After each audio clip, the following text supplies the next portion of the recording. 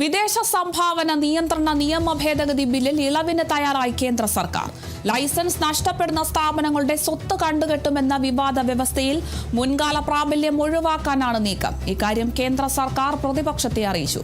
വിവരങ്ങളുമായി ആന്റണി ജിസ്റ്റോർ ചേരുന്നു. ആന്റണി, എന്തായാലും വിദേശ സംഭാവന നിയന്ത്രണ ഭേദഗതി ബില്ലിൽ ഇളവിന് ഇപ്പോൾ കേന്ദ്ര സർക്കാർ തയ്യാറായിരിക്കുന്നു. ഈ ഒരു വിഷയം ഇപ്പോൾ പ്രതിപക്ഷത്തെ അറിയിച്ചിട്ടുമുണ്ട്. വിശദാംശങ്ങൾ എങ്ങനെയാണ്? ക്ഷമിക്കണം, ഈ ലോക്സഭാ പാർലമെന്റ് സമ്മേളന കാലയളവിൽ തന്നെ ബില്ല് പാസ്സാക്കാനുള്ള നീക്കമാണ് ഈ കേന്ദ്ര സർക്കാർ നീക്കുന്നത്. നമുക്കറിയാവുന്ന പോലെ വർഷകാല സമ്മേളനത്തിന്റെ അജണ്ടയിൽ 7 ബില്ലുകളാണ് കേന്ദ്ര സർക്കാർ ഉൾപ്പെടുത്തിയിരുന്നത്. അതിൽ ഏറ്റവും പ്രധാനപ്പെട്ട ബില്ലാണ് ഈ വിദേശ സംഭാവന നിയന്ത്രണ നിയമ ഭേദഗതി ബില്ല് അഥവാ FCRA ബില്ല്. ഏതായാലും ആ ബില്ല് ചില വിവാദ വ്യവസ്ഥകൾ കൊണ്ട് നേരത്തെ തന്നെ വിവാദമായിരുന്നു. ക്രൈസ്തവ സഭകളടക്കം അതിനെതിരെ ശക്തമായി രംഗത്ത് വന്നിരുന്നു. പ്രതിപക്ഷം ശക്തമായി ബില്ലിനെ എതിർത്തിരുന്നു. അങ്ങനെയാണ് കഴിഞ്ഞ ലോക്സഭ പാർലമെന്റ് സമ്മേളന കാലയളവിൽ ബില്ല് അവതരിപ്പിച്ചെങ്കിലും അതിൽ തുടർ നടപടികൾ നിർത്തിവെക്കേണ്ട സാഹചര്യം കേന്ദ്ര സർക്കാരിന് ഉണ്ടായത്. മാത്രമല്ല, ആ ഘട്ടത്തിൽ കേരളം അടക്കമുള്ള സംസ്ഥാനങ്ങളിൽ തെരഞ്ഞെടുപ്പ് നടക്കാനും കൂടി പോവുകയായിരുന്നത്.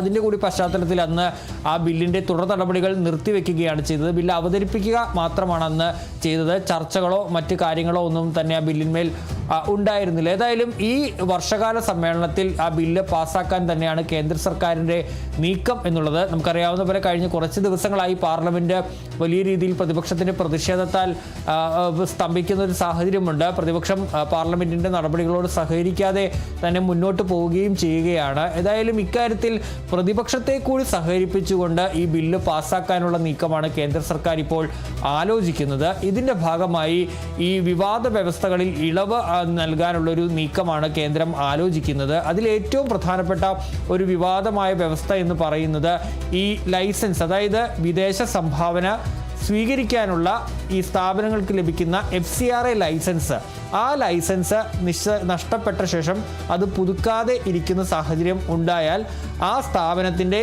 സ്വത്ത് കണ്ടുകെട്ടുന്ന ഒരു തീരുമാനമുണ്ട്. അത് മുൻകാല പ്രാബല്യത്തോടെ ആയിരിക്കും കണ്ടുകെട്ടുക. അതായത് എത്ര നാളാണ് ലൈസൻസ് കിട്ടാതെ ഇരിക്കുന്നത് എന്നുള്ള അതിൻ്റെ മുൻകാല പ്രാബല്യത്തോടു കൂടിയായിരിക്കും ആ സ്വത്ത് കണ്ടുകെട്ടുക. ആ വ്യവസ്ഥ ഇപ്പോൾ ഒഴിവാക്കാം എന്നുള്ളതാണ് കേന്ദ്ര സർക്കാർ പ്രതിപക്ഷത്തെ അറിയിച്ചിരിക്കുന്ന ഒരു കാര്യം എന്ന് പറയുന്നത്. ഇക്കാര്യത്തിൽ പ്രതിപക്ഷം നിലപാട് നിലവിൽ വ്യക്തമാക്കിയിട്ടില്ല. പ്രതിപക്ഷം ഈ ചർച്ചയോട് സഹകരിക്കുമോ എന്നുള്ള കാര്യത്തിലും ഇപ്പോഴും വ്യക്തതയില്ല എന്നുള്ളതാണ്. ഇനിയിപ്പോൾ പ്രതിപക്ഷം സഹകരിച്ചില്ലെങ്കിലും ലോക്സഭയിലും രാജ്യസഭയിലും ബില്ല് പാസ്സാക്കാൻ കേന്ദ്ര സർക്കാരിന് കഴിയും. ഈ വർഷകാല സമ്മേളനത്തിൽ തന്നെ പ്രതിപക്ഷം വിട്ടു നിൽക്കുമ്പോഴും ഏതാണ്ട് 5ഓളം ബില്ലുകൾ കേന്ദ്ര സർക്കാർ പാസ്സാക്കിയിട്ടുണ്ട്. പക്ഷേ ഇതിലൊരു ചർച്ചയോടുകൂടി തന്നെ പാസ്സാക്കാനുള്ള നീക്കമാണ് ഇപ്പോൾ കേന്ദ്രം നടത്തുന്നത് എന്നാണ് നമുക്ക് മനസ്സിലാക്കാൻ കഴിയുന്നത്. ആ നീക്കത്തിൻ്റെ ഭാഗമായാണ് ഇപ്പോൾ ഈ ഇളവ് നൽകാം എന്നുള്ള കാര്യം കേന്ദ്ര സർക്കാർ അറിയിച്ചിരിക്കുന്നത്. ഈ വ്യവസ്ഥ മാത്രമാണോ ഇനി ഇളവ് നൽകുക എന്നുള്ളതും അറിയില്ല. ഏതായാലും ഇപ്പോൾ ഈ വ്യവസ്ഥയിൽ ഇളവ് നൽകാമെന്നുള്ള കാര്യം കേന്ദ്രം അറിയിച്ചിട്ടുണ്ട് പ്രതിപക്ഷത്തെ.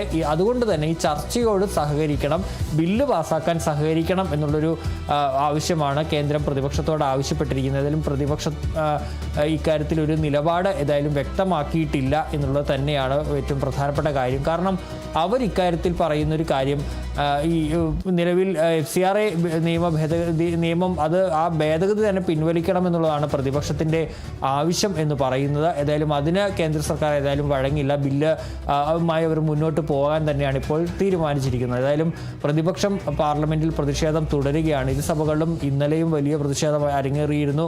ഇന്നും സമാനമായ സാഹചര്യം തന്നെ ഉണ്ടാവുകയും ചെയ്യും. അമിത്ഷാ ഈ ഡൽഹിയിലെ വിദ്യാർത്ഥി പ്രക്ഷോഭത്തിന് നേരായ പോലീസ് നടപടിയിൽ മറുപടി പറയണമെന്നുള്ളതാണ് പ്രതിപക്ഷത്തിൻ്റെ ആവശ്യം. ആ ആവശ്യത്തിൽ പ്രതിപക്ഷം ഉറച്ച് നിൽക്കുകയും ചെയ്യുകയാണ്. സ്വാഭാവികമായും ആ പ്രതിഷേധം ഇന്നും തുടരും.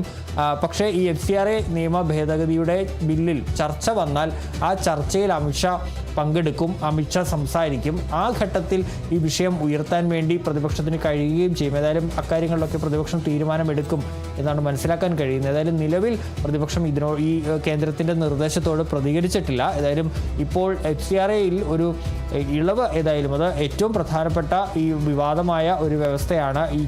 ഈ സ്വത്ത് കണ്ടുകെട്ടുന്നതിന് മുൻകാല പ്രാബല്യം എന്നുള്ളതാണ്. അപ്പോഴും ഈ സ്വത്ത് കണ്ടുകെട്ടുക എന്നുള്ള ആ ഒരു വ്യവസ്ഥ, അതിനോട് ശക്തമായ വിയോജിപ്പും എതിർപ്പും ഈ ക്രൈസ്തവ സഭകൾക്കടക്കം ശക്തമായി തന്നെ ഉണ്ട് എന്നുള്ളതാണ്. കാരണം ആരാധനാലയങ്ങളടക്കം ഇതിൻ്റെ പരിധിയിൽ വരുന്നതാണ്. ഈ വിദേശ സംഭാവന നിയന്ത്രണ നിയമ ഭേദഗതിയുടെ പിന്നാലെ വരുന്നുണ്ട്. അപ്പോൾ ഈ ആരാധനാലയങ്ങളുടെ നിയന്ത്രണം പോലും കേന്ദ്ര സർക്കാർ ഏറ്റെടുക്കുമോ എന്നുള്ളൊരു ആശങ്കയൊക്കെ ഇക്കാര്യത്തിൽ ക്രൈസ്തവ സഭകൾക്കടക്കമുണ്ട്. അപ്പോൾ ആ വ്യവസ്ഥയിലും വലിയ രീതിയിൽ പ്രതിഷേധമുണ്ട്. അപ്പോൾ ഈ ഒരു മുൻകാല പ്രാബല്യം ഒഴിവാക്കുന്നു എന്നുള്ളതിൽ കൊണ്ട് പ്രതിപക്ഷം അതിനോട് വഴങ്ങാനുള്ള സാധ്യതയും വളരെ കുറവാണ്. ഏതായാലും ഇങ്ങനൊരു നീക്കം ഇപ്പോൾ കേന്ദ്രം നടത്തുന്നു. പ്രതിപക്ഷത്തിൻ്റെ ഭാഗത്തു നിന്ന് ആ ഒരു നിലപാട് ഏതായാലും അറിയേണ്ടിയിരിക്കുന്നു. അതേസമയം മറ്റ് വിഷയങ്ങൾ, അതായത് ഡൽഹിയിലെ വിദ്യാർത്ഥി പ്രക്ഷോഭത്തിന് നേരായ പോലീസ് അതിക്രമത്തിലടക്കം പാർലമെന്റിൽ പ്രതിഷേധം തുടരാൻ തന്നെയാണ് ഇപ്പോൾ പ്രതിപക്ഷം തീരുമാനിച്ചിരിക്കുന്നത്.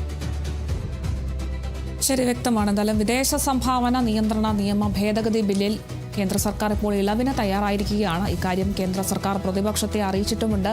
പ്രതിപക്ഷവുമായി സഹകരിച്ച് ബില്ല് പാസാക്കാനാണ് സർക്കാരിന്റെ തീരുമാനം. കൂടുതൽ വിശദാംശങ്ങൾ നൽകിയത് ആന്റണി ഡിസ് ജോർജാണ്.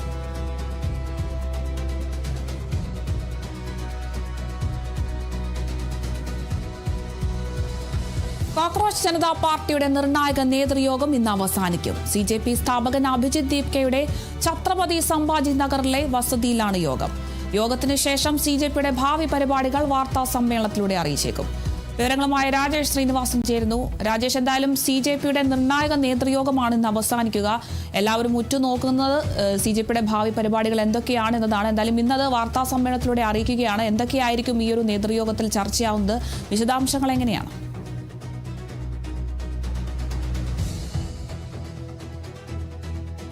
അരുണിമ, കോക്രോച്ച് ജനതാ പാർട്ടിയുടെ തുടർ പരിപാടികൾ അല്ലെങ്കിൽ തുടർ സമര പരിപാടികൾ എന്തെല്ലാമാണെന്ന് ഇന്നറിയാം. ഇന്നാണ് 2 ദിവസം നീളുന്ന നേതൃയോഗം അവസാനിക്കുക. അതിൽ തന്നെ പ്രധാനപ്പെട്ട CJPയുടെ പ്രധാനപ്പെട്ട പ്രവർത്തകരും വക്താക്കളുമെല്ലാം പങ്കെടുക്കുന്നുണ്ട് എന്നതാണ്. ഇന്ന് വൈകിട്ടോടെ വാർത്താ സമ്മേളനത്തിലൂടെ ആയിരിക്കും ഇനി CJP കോക്രോച്ച് ജനതാ പാർട്ടിയുടെ തുടർ സമര പരിപാടികൾ എന്തെല്ലാമാണെന്ന് അറിയിക്കുക. ഇന്ന് വൈകിട്ടോടെ പ്രഖ്യാപനം ഉണ്ടാകുമെന്നാണ് ഔദ്യോഗികമായി ലഭിക്കുന്ന ഒരു സ്ഥിരീകരണം. കഴിഞ്ഞ ദിവസം നടന്ന ചർച്ചയിൽ ഇനി ഈ പാർട്ടി അല്ലെങ്കിൽ കോക്രോച്ച് ജനതാ പാർട്ടി മറ്റു വിഷയങ്ങളിലേക്ക് കടക്കുന്നു എന്ന സൂചന നൽകുന്നുണ്ടായിരുന്നു. ഈ വിദ്യാഭ്യാസ മേഖലയിലെ പ്രശ്നങ്ങൾ മാത്രമല്ല, മറ്റ് സാമൂഹിക വിഷയങ്ങളിലേക്കും തങ്ങൾ പ്രതിഷേധമായി എത്തുന്നു എന്നൊരു സൂചന ഇന്നലെ CJPയുടെ സ്ഥാപകമായിട്ടുള്ള അജിദ്ദീക്കടക്കമുള്ള നേതാക്കൾ അറിയിച്ചിരുന്നു.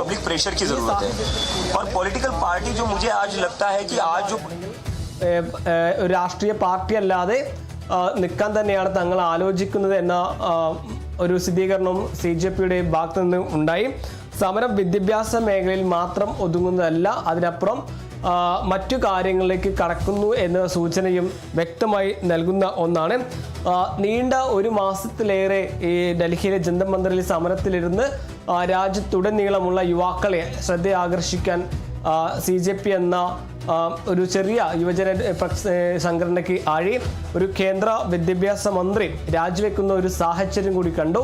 ഇനി തങ്ങൾ ജാർഖണ്ഡിലെ പരീക്ഷാ ക്രമക്കേടുമായി ബന്ധപ്പെട്ട് അവർ സമരം ചെയ്യുന്ന വിദ്യാർത്ഥികൾ കൂടെ പങ്കാളിയാകും എന്നൊരു കാര്യം കൂടി CJP വ്യക്തമാക്കുന്നു.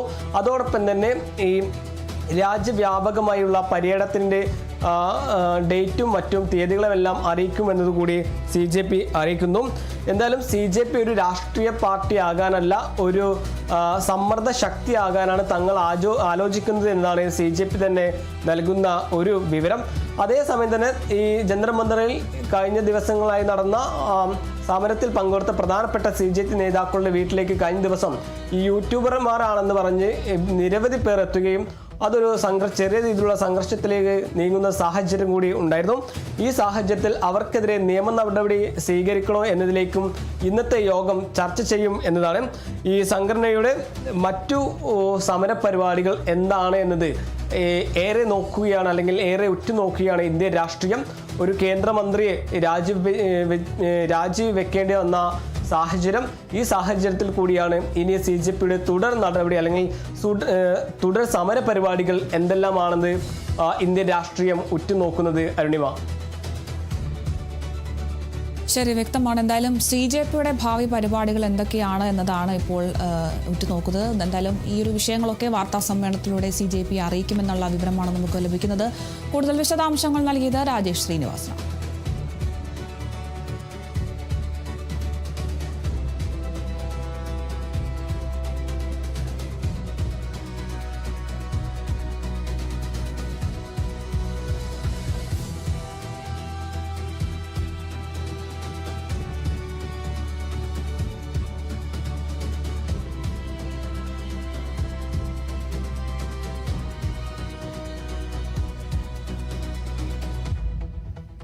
പത്തനംതിട്ടയിൽ മഴ പൂർണ്ണമായും മാറി നിൽക്കുന്നു. റാന്നിയിലെ എല്ലാ പ്രദേശങ്ങളിൽ നിന്നും വെള്ളം ഇറങ്ങിയിട്ടുണ്ട്. ആറന്മുളയിലെ മല്ലപ്പുഴശ്ശേരി, കോഴഞ്ചേരി എന്നീ ഉൾപ്രദേശങ്ങളിൽ നിലവിൽ വെള്ളക്കെട്ടുണ്ട്. വെള്ളം ഇറങ്ങിയ സ്ഥലങ്ങളിൽ ശുചീകരണ പ്രവർത്തനങ്ങൾ ആരംഭിച്ചു കഴിഞ്ഞു. എന്നാൽ തിരുവല്ലയിൽ സ്ഥിതി രൂക്ഷമായി തുടരുകയാണ്. തിരുവല്ലയിൽ വെള്ളം വളരെ സാവധാനത്തിലാണ് ഇറങ്ങുന്നത്.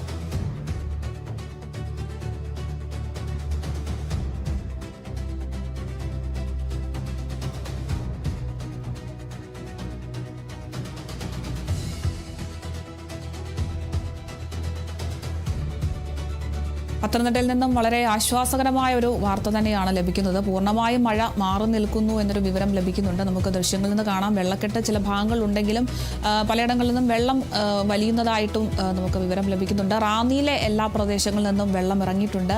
ഒരു പ്രളയ സമാനമായ സാഹചര്യമായിരുന്നു കഴിഞ്ഞ ദിവസങ്ങളിലൊക്കെ റാന്നിയിൽ കണ്ടിരുന്നത്. എന്തായാലും ഇപ്പോൾ റാന്നിയിലെ എല്ലാ പ്രദേശങ്ങളിൽ നിന്നും വെള്ളം ഇറങ്ങിയിട്ടുണ്ട് എന്നൊരു വിവരം കൂടി നമുക്ക് ലഭിക്കുന്നുണ്ട്. ആറന്മുളയിലെ മല്ലപ്പുഴശ്ശേരിയിലും കോഴഞ്ചേരി എന്നീ ഉൾപ്രദേശങ്ങളിൽ ഇപ്പോഴും നിലവിൽ വെള്ളക്കെട്ട് നിലനിൽക്കുന്നുണ്ട്. വെള്ളം ഇറങ്ങിയ സ്ഥലങ്ങളിലൊക്കെ ശുചീകരണ പ്രവർത്തനങ്ങളൊക്കെ ആരംഭിച്ചു കഴിഞ്ഞു.